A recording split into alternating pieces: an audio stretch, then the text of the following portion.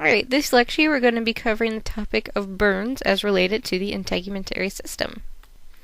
Now there are four main causes of burns. That does not mean that it's limited to these four. They are fire, obviously, chemical burn, radiation burn, not only from radioactive elements but also from UV radiation such as sun, and electricity. Now there are different classifications for burns, and it's judged by how deep into the integumentary system the burn is. There are three main types: first degree, second degree, and third degree, but there also is fourth degree burns as well. It's just not one of the main or more common types. Now first degree burns are burns that only affect the epidermis, that top upper layer of your skin. They can be recognized by redness and pain, but no scarring or blistering, and they heal fairly quickly. Examples of this might be a minor sunburn. Right, you get red and it hurts, but that's it. It could also be maybe touch the hot surface of a stove briefly, very quickly. You don't blister up, but it's red and it hurts. Now second degree burns burn through the epidermis, but also affect some of the dermis. Now these can be recognized by redness, pain, and blistering. Scarring is common, but not always with second degree burns. An infection can occur. Examples of this: a serious sunburn that results in blistering. These don't happen nearly as often as minor sunburns, but people have gotten burnt to the point that they blister up.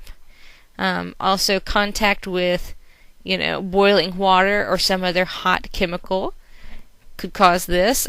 Contact with an oven. I know when I was a cook at a restaurant, I got a lot of second degree burns from pulling things in and out of the oven and my arm accidentally touching the rack or the outer surface, and they would blister and they did hurt. Third degree burns are when things start to get really serious. It destroys both the dermis and the epidermis, so it gets both the top layer and the layer below it. Third degree burns usually appear leathery and dark. However, they typically do not have pain associated with them. Why would this be? I'm going to give you a second to think. The reason why is because the nerves in your skin are located within the dermis. So if you destroy the dermis and burn through it, you destroy those nerves, ergo you have no pain in that area. Of course, your hair, sebaceous glands, sweat glands, and other things are also destroyed.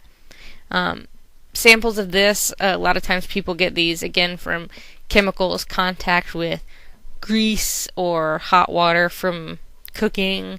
A lot of people have gotten them from hair things such as curling irons and such as well. Now there also is a fourth degree burn.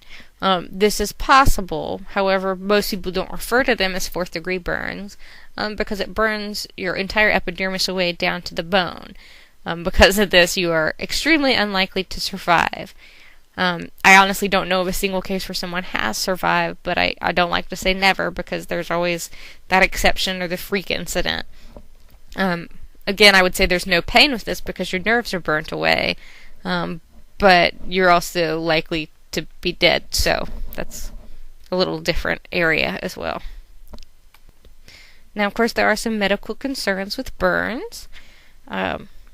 Heat loss is one of them. It does seem strange that you'd be concerned with heat loss with a burn, but without that integumentary system there to hold in your body heat, you could lose body heat to lower that overall body temperature, and it could be very problematic.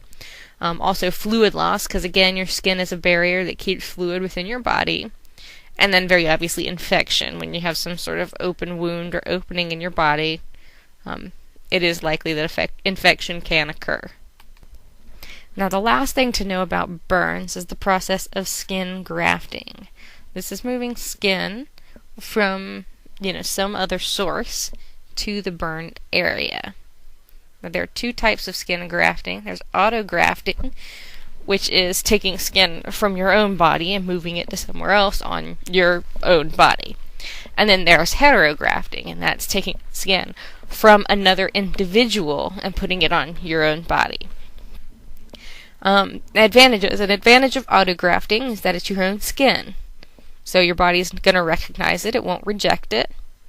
A disadvantage of autografting is that you're going to have two scars, a scar where the skin was removed from and a scar where the skin was placed. An advantage of heterografting is that you don't have two scars. You're only going to have the one where you needed the skin graft to occur. A disadvantage of heterografting, of course, is that your body may reject it. Another disadvantage of heterografting could be in pigmentation. Everybody has slightly different skin pigmentations.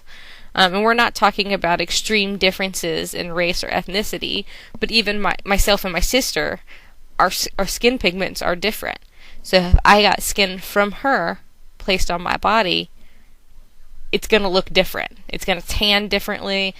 It's just going to be overall different in appearance. And that can be a disadvantage depending on location of the graft. And that's it for burns.